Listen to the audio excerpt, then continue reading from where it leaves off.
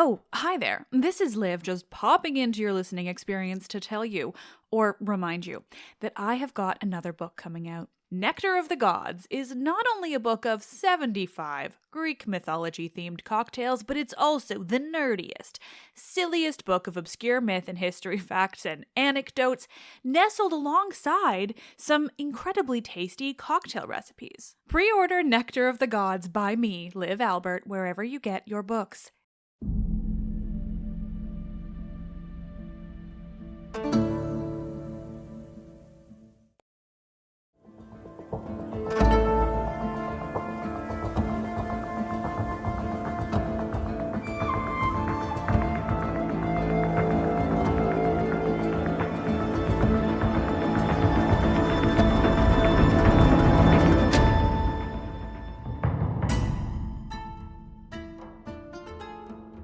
Oh, hi, hello, and welcome. This is Let's Talk About Myths, baby.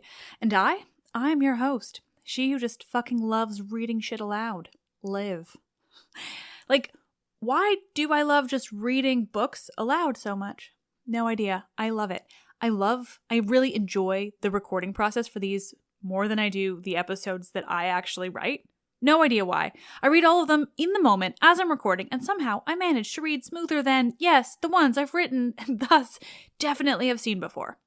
Anyway, that's all to say, I love that you all enjoy reading episodes. I love that I can intersperse them with conversation episodes because they give me a bit more of a breather, they're easier to do. And sometimes I've even just have super productive streaks like earlier this week when I recorded 3 whole parts of a reading series for later in the year, and then, bam, they're ready, scheduled for when I'm in Greece.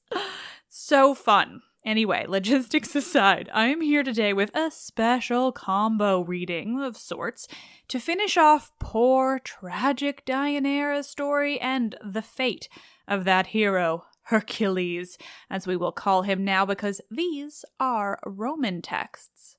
Hercules, who we know will leave this mortal coil. And then, of course, also the Hercules of it all. Do remember that you can refer to the link in this episode's description for a handy comparison name of who the gods are comparatively in Latin, if you are ever confused by the names.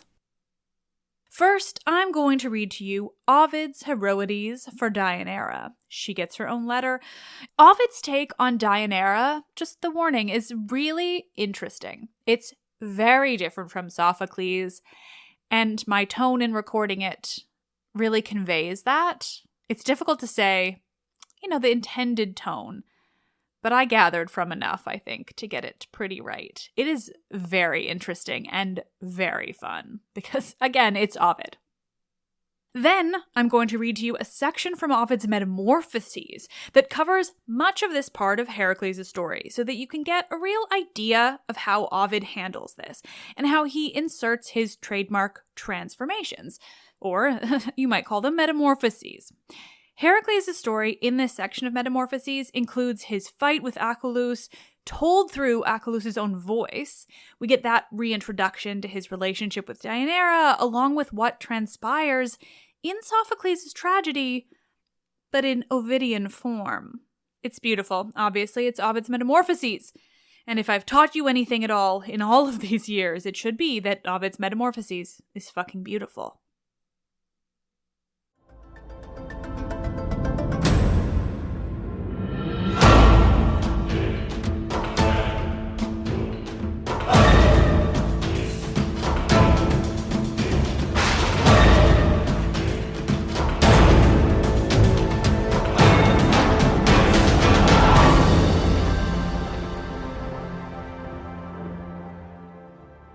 This is Ovid's Heroides, Deianeira's letter to Hercules, translated by Grant Showerman.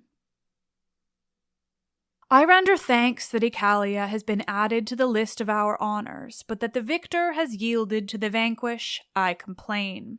The rumor has suddenly spread to all the Pelasgian cities, a rumor unseemly, to which your deeds should give the lie.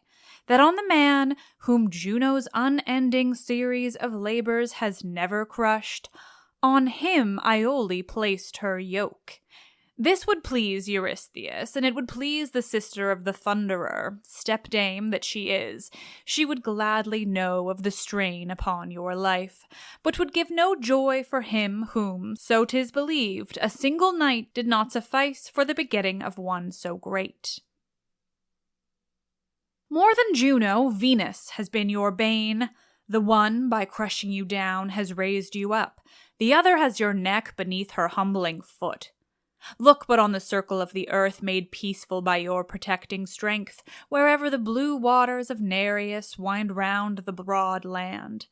To you is owing peace upon the earth, to you safety on the seas. You have filled with worthy deeds both abodes of the sun. The heaven that is to bear you, yourself bore. Hercules bent to the load of the stars when Atlas was their stay. What have you gained but to spread the knowledge of your wretched shame? If a final act of baseness blots your former deeds. Can it be you that men say clutched tight the serpent's twain while a tender babe in the cradle, already worthy of Jove? You began better than you. Your last deeds yield to your first. The man you are and the child you were are not the same. He whom not 1,000 wild beasts, whom not the Stelanian foe, whom not Juno could overcome. Love overcomes?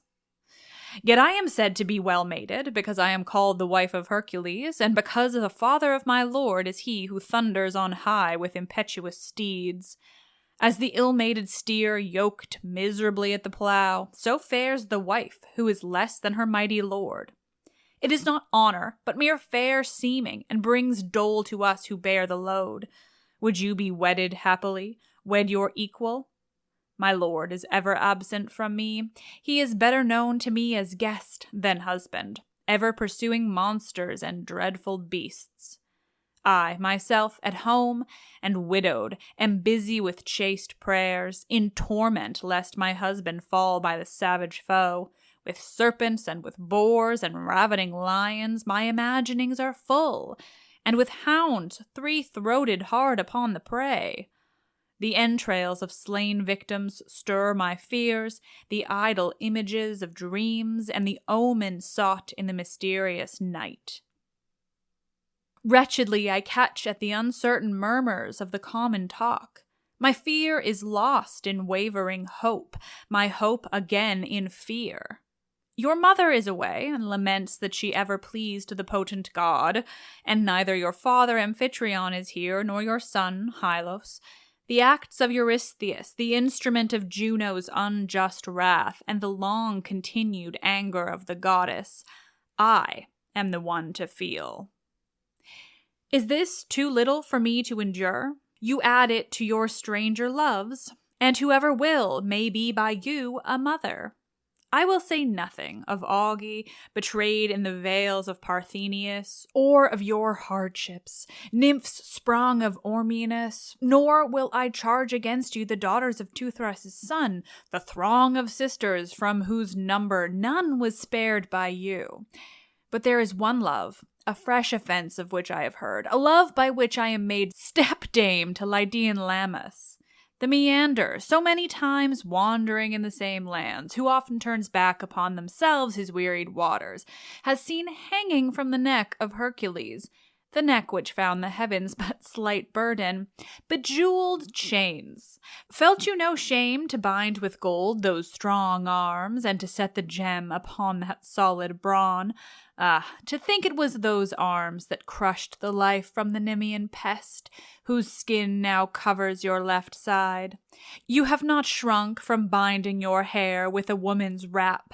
More meet for the locks of Hercules were the white poplar, and for you to disgrace yourself by wearing the Meonian zone like a wanton girl. Feel you no shame for that? Did there come to your mind no image of savage Diomedes, fiercely feeding his mares on human meat? Had Busiris seen you in that garb, he whom you vanquished would surely have reddened for such a victor as you. Antiochus would tear from the hard neck the hair-wrap bands, lest he feel shame at having succumbed to an unmanly foe. They say that you have held the wool basket among the girls of Ionia, and have been frightened at your mistress's threats. Do you not shrink, Alcides, from laying to the polished wool basket the hand that triumphed over 1,000 toils? Do you draw off with stalwart thumb the coarsely spun strands, and give back to the hand of a pretty mistress just the portion she weighed out? Ah, how often, while with dour finger you twisted the thread, have your 2 strong hands crushed the spindle before your mistress's feet, and told of the deeds of which you should now say naught, of enormous serpents throttled and coiling their lengths about your infant hand, how the Tegean boar has his lair on cypress-bearing Erymanthus, and afflicts the ground with his vast weight. You do not omit the skulls nailed up in the Thracian homes, nor the mares made fat with the flesh of slain men, nor the triple prodigy Geryones, rich in Iberian cattle, who was 1 in 3, nor Cerberus, branching from one trunk into a 3-fold dog, his hair inwoven with the threatening snake, nor the fertile serpent that sprang forth again from the fruitful wound, grown rich from her own hurt, nor him whose mass hung heavy between your left side and left arm as your hand clutched his throat, nor the equestrian array that put ill trust in their feet and dual form, confounded by you on the ridges of Thessaly. These deeds can you recount, gaily arrayed in a Sidonian gown? Does not your dress rob from your tongue all utterance? The nymph daughter of Dardanus has even tricked herself out in your arms and won famous triumphs from the vanquished hero. Go now, puff up your spirit and recount your brave deeds done. She has proved herself a man by a right you could not urge. You are as much less than she, O greatest of men, as it was greater to vanquish you than those you vanquished. To her passes the full measure of your exploits. Yield up what you possess, your mistress is heir to your praise. O shame that the rough skin stripped from the flanks of the shaggy lion has covered a woman's delicate side. You are mistaken, and know it not. That spoil is not from the lion, but from you. You are victor over the beast, but she over you. A woman has borne the darts blackened with the venom of Lerna, a woman scarce strong enough to carry the spindle heavy with wool. A woman has taken in her hand the club that overcame wild beasts, and in the mirror gazed upon the armor of her lord. These things, however, I had only heard. I could distrust men's words, and the pain hit on my senses softly, through the ear. But now my very eyes must look upon a stranger mistress led before them, nor may I now dissemble what I suffer. You do not allow me to turn away. The woman comes a captive through the city's midst, to be looked upon by my unwilling eyes. Nor comes she after the manner of captive women, with hair unkempt and with becoming countenance that tells to all her lot. She strides along, sightly from afar in plenteous gold, apparelled in such wise as you yourself in Phrygia. She looks straight out at the throng, with head held high, as if 'twere she had conquered Hercules. You might think Oechalia standing yet, and her father yet alive. Perhaps you will even drive away Aetolian Deianeira, and her rival will lay aside the name of mistress and be made your wife. Iole, the daughter of Eurytus and Aeonian Alcides, will be basely joined in shameful bonds of Hymen. My mind fails me at the thought. A chill sweeps through my frame, and my hand lies nerveless in my lap. Me too you have possessed among your many loves, but me with no reproach. Regret it not. Twice you have fought for the sake of men. In tears Achilles gathered up his horns on the wet banks of his stream, and bathed in its clayly tide his mutilated brow. The half-man Nessos sank down in lotus-bearing Uvenus, tinged its waters with his equine blood. But why am I reciting things like these? Even as I write, comes rumor to me saying my lord is dying of the poison from my cloak. Alas me, what have I done? O wicked Deianeira, why hesitate to die?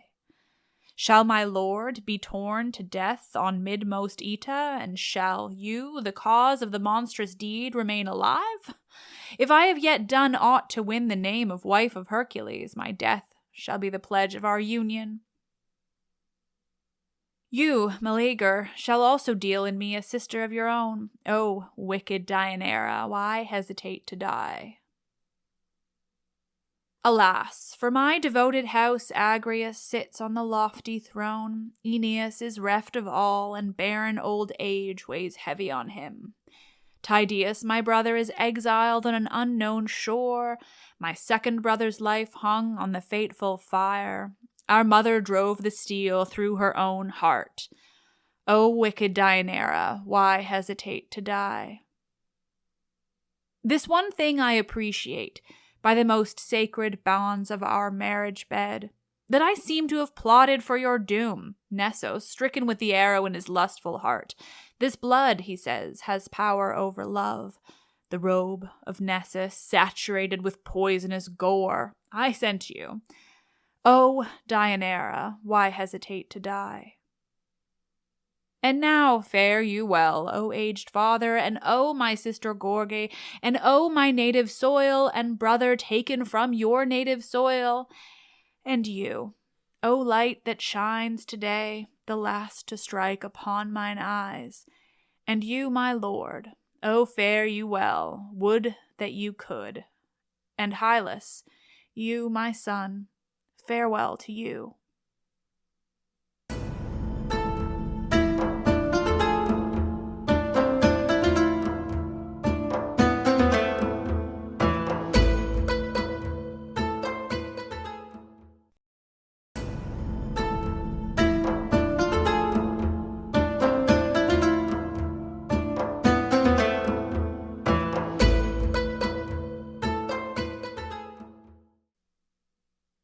Ugh, Deianeira, truly now one of my favorite women of Greek myth.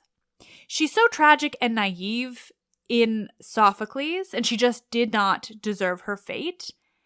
And then in Ovid's reading, like, not to say she deserves her fate, but she seems so much more aware and angry. And she's just so, she's just so interesting. This one really got me. I was not expecting it reading this Heroides. And she's just, I can't tell if she gets happy by the end that she has caused Hercules' death, but it sure seems like it based on all the talk of Omphale and Iole, and just so how much she doesn't respect her husband after hearing all this. That's fascinating. This one was amazing. But we will leave this end of Deianeira's story alone for a moment at least, and let's move on to look at how Ovid handles the story in his Metamorphoses, because here we get another version, one that's told by Ovid very differently from Sophocles, but not in Deianeira's voice, in the voice of a couple different people, all fitted around these notions of transformation, as is all of Ovid's Metamorphoses. For context, this section begins while none other than Theseus is speaking with the river god Achelous. And so it's Theseus who is first referred to in this passage.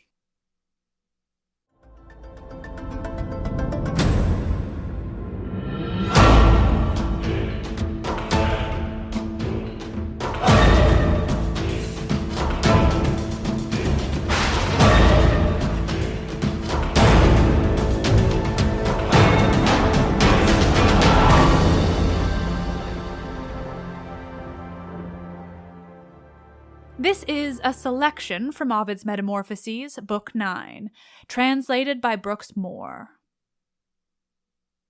To him the hero, who proclaimed himself a favored son of Neptune, answered now, "Declare the reason for your heavy sighs, and how your horn was broken."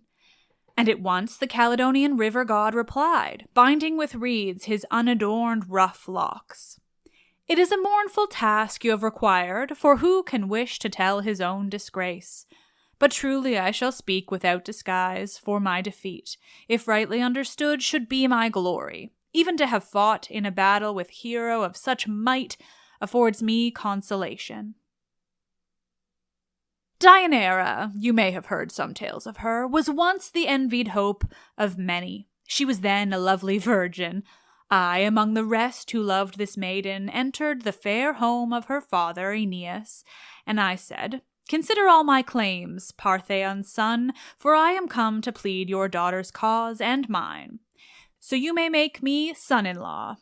No sooner was it said than Hercules, in such words, also claimed the virgin's hand. All others quickly yielded to our claims. He boasted his descent from Jupiter, the glory of his labors and great deeds performed at his unjust stepmother's wish. But as he was not then a god, it seemed disgraceful if my state should yield my right, so I contended with these haughty words. "Why should this alien of a foreign land, contending for your daughter, match himself to me, king of the waters in this realm? For as I wind around across your lands, I must be of your people, and a part of your great state. Oh, let it not be said, because the jealous Juno had no thought to punish me by labors, my descent is not so regal. This tremendous boast, that you, Alcmene's son, are sprung from Jove, falls at the touch of truth. Or it reveals the shame of a weak mother who so gained your doubtful glory of descent from heaven. Prove your descent from Jupiter is false, or else confess you are the son of shame." But Hercules, unable to control the flame of his great wrath, scowled as I spoke. He briefly answered me, "My hand excels my tongue. Let me now overcome in fight, and I may suffer your offensive words." Full of unvented rage, he rushed on me, but firm I stood, ashamed to yield a foot. I had so largely boasted, no retreat was left, and I was doffed to my green robe. Striking guard, with clenched hands doubled at my breast, I stood my ground. He scooped up his fine hand, yellow dust, and tossed it on the air so that the tawny powder sprinkled us. Quick shifting then, he sought to strike my neck, or feint at my quick-moving legs, and turn swift, moving to attack me at all points. But as a huge cliff in the sea remains unmoved, unshaken by the sounding waves, so my great size against his vain attacks defended me securely. Back we went, retiring for a space, then rushed together again, furious, and with foot to foot, determined not to yield. Defiant stood, till, forward bending from my waist and hips, I pressed my forehead against his and locked his fingers into mine. So have I seen two strong bulls rush in combat for the good of some smooth heifer in the pasture, while the herd a tremble and uncertain wait, ready to give allegiance to the one most worthy of dominion. Thrice in vain Hercules strove to push my breast from his, but I pressed ever closer, till, the fourth attempt succeeding, he unloosed my grip, and breaking from my circling arms, drew back, and struck me such a buffet with his hand, it twisted me around, and instantly he clung with all his weight upon my back. Believe me, I have not suppressed the truth, nor shall I try to gain applause not due. I seemed to bear a mountain on my back, straining and dripping sweat. I broke his hold. With great exertion I unlocked his grip. He pressed upon me as I strained for breath, preventing a renewal of my strength, and seized upon my neck. Then, at the last, my bent knee went down on the gritty earth. I bit the sand. So worsted in my strength, I sought diversion by an artifice, and changed into a serpent. I then slipped from his tight clutches at my great length, and coiled my body, now transformed to snaky folds. Hissing, I darted my divided tongue, but Hercules, Alcides, only laughed, and in derision at my scheming said, "It was the pastime of my cradle days to strangle better snakes than you. And though your great length may excel all of your kind, how small a part of that Lernaean snake would you, one serpent, be? It grew from wounds I gave. At first it had 100 heads, and every time I severed one head from its neck, 2 grew there in place of 1, by which its strength increased. This creature then, outbranching with strong serpents, sprung from death and thriving on destruction, I destroyed. What do you think will then become of you, disguised so in deceitful serpent form, wielding a borrowed weapon not your own?" And after he had ridiculed me thus, he gouged his fingers underneath my jaws, so that my throat was tortured as if squeezed with forceps, while I struggled in his grip. Twice was I vanquished. There remained to me a third form, so again I changed to seem a savage bull, and with my limbs renewed in that form fought once more. He threw his arms about the left side of my ponderous neck, and dragging on me followed as I ran. He seized on my hard horns, and tugging turned and twisted me until he fastened them firm in the surface of the earth, and pushed me, helpless, to the shifting sand beneath. Not yet content, he laid his fierce right hand on my tough horn and broke and tore it from my mutilated head.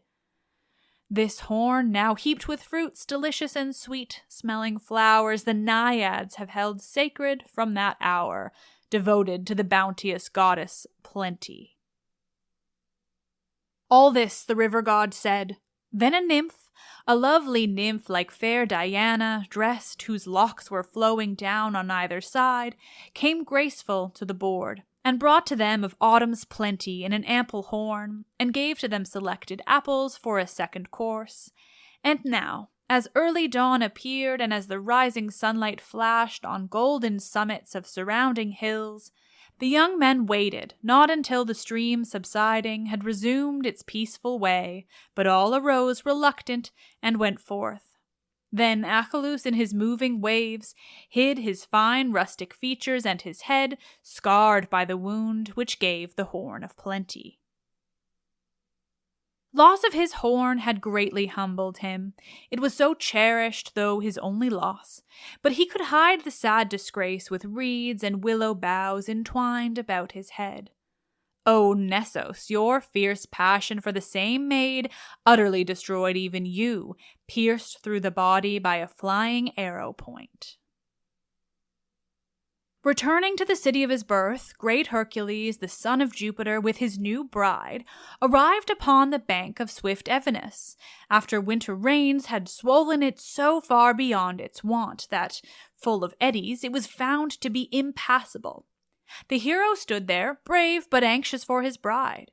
Nessos, the centaur, strong-limbed and well acquainted with those fords, came up to him and said, "Plunge in the flood and swim with unimpeded strength, for with my help she will land safely over there." And so the hero, with no thought of doubt, trusted the damsel to the centaur's care, though she was pale and trembling with her fear of the swift river and the centaur's aid. This done, the hero, burdened as he was with quiver and the lion skin, for he had tossed his club and curving bow against the river to the other bank, declared, "Since I have undertaken it, at once this rushing water must be overcome," and instantly he plunged in without thought of where he might cross with most ease, for so he scorned to take advantage of smooth water. And after he had gained the other bank, while picking up his bow, which was there thrown, he heard his wife's voice, anxious for his help. He called to Nessos, who was in the act then to betray his trust. "Vain confidence! You are not swift enough, vile ravisher! You two-formed monster, Nessus, I warn you! Hear me and never dare to come between me and my love! If fear has no restraint, your father's dreadful fate on whirling wheel should frighten you from this outrageous act, for you cannot escape, although you trust the fleet foot effort of a rapid horse. I cannot overtake you with my feet, but I can shoot and halt you with a wound." His deed sustained the final warning word. He shot an arrow through the centaur's back, so that the keen barb was exposed beyond his bleeding breast. He tore it from both wounds, and life-blood spurted instantly, mixed with the deadly poison of Lernaean hydra. This Nessus caught, and muttering, "I shall not die unavenged," he gave his tunic, soaked with blood, to Deianeira as a gift, and said, "Keep this to strengthen waning love." Now many years pass by, and all the deeds and labors of the mighty Hercules gave to the wide world his unequaled fame and finally appeased the hatred of his fierce stepmother. All victorious returning from Oechalia, he prepared to offer sacrifice, when at Caneum, upon an altar he had built to Jupiter, but tattling rumor, swollen out of truth from small beginning to a wicked lie, declared brave Hercules, Amphitryon's son, was burning for the love of Iole. And Deianeira, his fond wife, convinced herself the wicked rumor must be true. Alarmed at the report of his new love at first, poor wife, she was dissolved in tears, and then she sank in grievous misery. But soon in angry mood she rose and said, "Why should I give up to my sorrow while I drown my wretched spirit in weak tears? Let me consider an effectual check, while it is possible, even before she comes, invader of my lawful bed. Shall I be silent or complain of it? Must I go back to Calydon or stay? Shall I depart unbidden from my house? Or, if no other method can prevail, shall I oppose my rival's first approach? O shade of Meleager, let me prove I am yet worthy to be called your sister. And in the desperate slaughter of this rival, the world, astonished, may be taught to fear the vengeance of an injured woman's rage." So, torn by many moods, at last her mind fixed on one thought, that she might still keep his love, could certainly restore it, if she sent to him the tunic soaked in Nessos' blood. Unknowingly, she gave the fatal cause of her own woe to trusting Lycas, whom she urged in gentle words to take the gift. From her to her loved husband Hercules, he, unsuspecting, put the tunic on all covered with the Lernaean Hydra's poison. The hero then was casting frankincense into the sacred flames and pouring wine on marble altars, as his holy prayers were floating to the gods. The hallowed heat striking upon his poisoned vesture caused Echidna's bane to melt into his flesh. As long as he was able, he withstood the torture. His great fortitude was strong, but when at last his anguish overcame even his endurance, he filled all the wild of Oeta with his cries. He overturned those hallowed altars. Then, in frenzied haste, he strove to pull the tunic from his back. The poisoned garment, cleaving to him, ripped his skin. Heat shriveled from his burning flesh. Or, tightening on him as his great strength pulled, stripped with it the great muscles from his limbs, leaving his huge bones bare. Even his blood audibly hissed as red-hot blades when they are plunged into water. So the burning bane boiled in his veins. Great perspiration streamed from his dissolving body as the heat consumed his entrails, and his sinews cracked, brittle when burnt. The marrow in his bones dissolved as it absorbed the venom heat. There was no limit to his misery. Raising both hands up towards the stars of heaven, he cried, "Come, Juno, feast upon my death, feast on me, cruel one. Look down from your exalted seat, behold my dreadful end, and glut your savage heart. Oh, if I may deserve some pity from my enemy, from you, I mean, this hateful life of mine take from me, sick with cruel suffering and only born for toil. The loss of life will be a boon to me, and surely is a fitting boon, such as stepmothers give. Was it for this I slew Busiris, who defiled his temples with the stranger's blood? For this I took his mother's strength from fierce Antaeus, that I did not show a fear before the Spanish shepherd's triple form? Nor did I fear the monstrous triple form of Cerberus, and it is possible my hands once seized the broken, strong bull's horns. And Elis knows their labor, and the waves of Stymphalis, and the Parthenian woods. For this The prowess of these hands secured the Amazonian girdle wrought of gold, and did my strong arms gather all in vain the fruit when guarded by the dragon's eyes? The centaurs could not foil me, nor the boar that ravaged in Arcadian fruitful fields.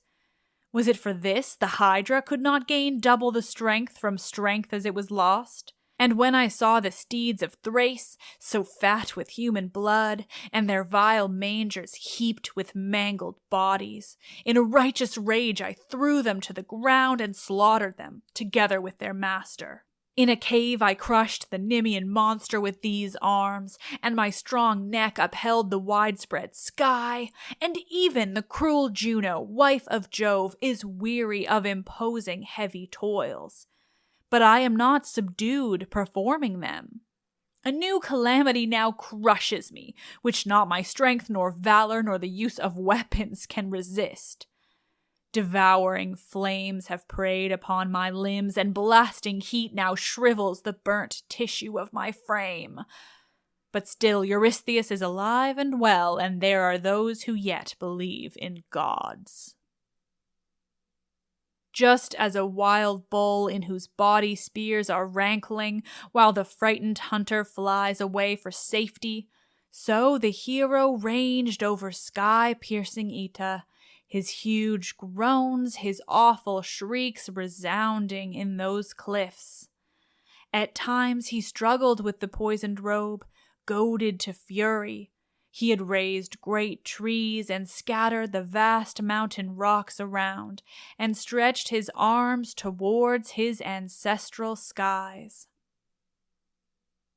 So, in his frenzy, as he wandered there, he chanced upon the trembling Lycas, crouched in the close covert of a hollow rock. Then, in a savage fury, he cried out, "Was it you, Lycas, brought this fatal gift? Shall you be called the author of my death?" Lycas, in terror, groveled at his feet and begged for mercy. "Only let me live!" But seizing on him, the crazed hero whirled him thrice and once again about his head and hurled him, shot as by a catapult, into the waves of the Euboean Sea. While he was hanging in the air, his form was hardened. As we know, raindrops may first be frozen by the cold air, and then change to snow, and as it falls through the whirling winds may press, so twisted into round hailstones. Even so has ancient lore declared that when strong arms hurled Lycas through the mountain air through fear, his blood was curdled in his veins. No moisture left in him, he was transformed into a flint rock. Even to this day, a low crag rising from the waves is seen out of the deep Euboean Sea, and holds the certain outline of a human form, so surely traced, the wary sailors fear to tread upon it, thinking it has life, and they called it Lycas ever since. But, O illustrious son of Jupiter, how many of the overspreading trees, thick growing on the lofty mountain of Oeta, did you level to the ground and heap into a pyre? And then you bade obedient Philoctetes light a torch beneath it, and then take in recompense your bow with its capacious quiver full of arrows, arms that now again would see the realm of Troy. And as the pyre began to kindle with the greedy flames, you spread the Nemean lion skin upon the top, and club for pillow, you lay down to sleep, as placid as if, with abounding cups of generous wine and crowned with garlands, you were safe reclining on a banquet couch. And now on every side the spreading flames were crackling fiercely as they leaped from earth upon the careless limbs of Hercules. He scorned their power. The gods felt fear for Earth's defender, and their sympathy gave pleasure to Saturnian Jove. He knew their thought, and joyfully he said to them, "Your sudden fear is surely my delight. O heavenly gods, my heart is lifted up, and joy prevails upon me, in the thought that I am called the father and the king of all this grateful race of gods. I know my own beloved offspring is secure in your declared protection. Your concern may justly evidence his worth, whose deeds great benefits bestowed. Let not vain thoughts alarm you, nor the rising flames of Aetna, for Hercules, who conquered everything, shall conquer equally the spreading fires which now you see, and all that part of him, celestial, inherited of me, immortal, cannot feel the power of death. It is not subject to the poison heat, and therefore, since his earth life is now lost him, I'll translate, unshackled from all dross and purified to our celestial shore. I trust this action seems agreeable to all the deities surrounding me. If any jealous god of heaven should grieve at the divinity of Hercules, he may begrudge the prize, but we will know at least 'twas given him deservedly, and with this thought he must approve the deed. The gods confirmed it, and though Juno seemed to be contented and to acquiesce, her deep vexation was not wholly hid, when Jupiter with his concluding words so plainly hinted at her jealous mind. Now, while the gods conversed, the mortal part of Hercules was burnt by Mulciber, but yet an outline of a spirit form remained. Unlike the well-known mortal shape derived by nature of his mother, he kept traces only of his father Jove. And as a serpent, when it is revived from its old age, casts off the faded skin, and fresh with vigor glitters in new scales, so when the hero had put off all dross, his own celestial, wonderful appeared, majestic and of godlike dignity. And him, the glorious father of the gods, in the great chariot drawn by 4 swift steeds, took up above the wide encircling clouds, and set him there amid the glittering stars.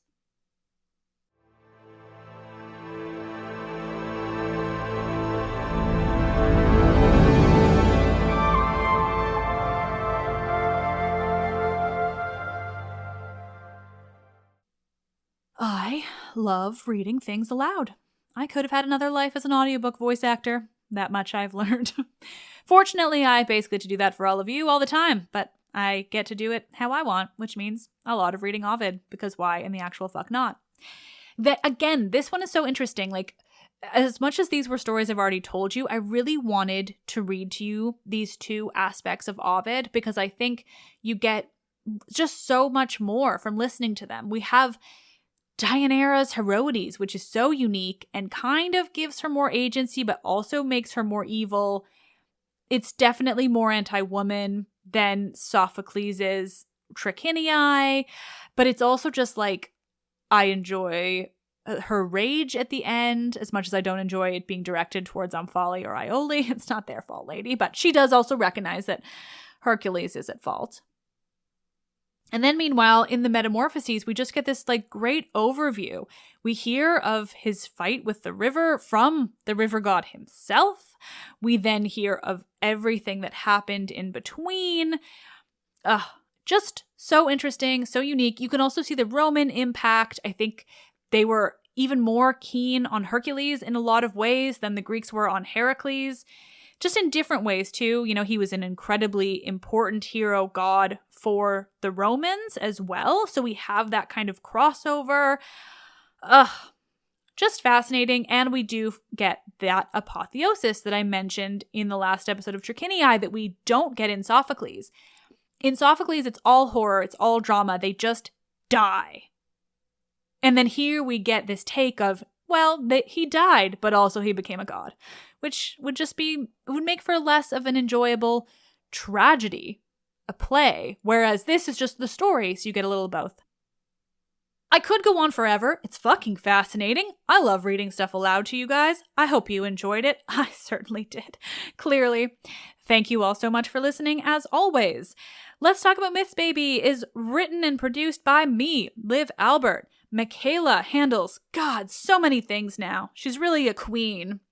Promos, YouTube, editing, research, love it all. Thank you, Michaela. And as always, the podcast is hosted and monetized by the nice people at Acast. I am Liv, and I love this shit.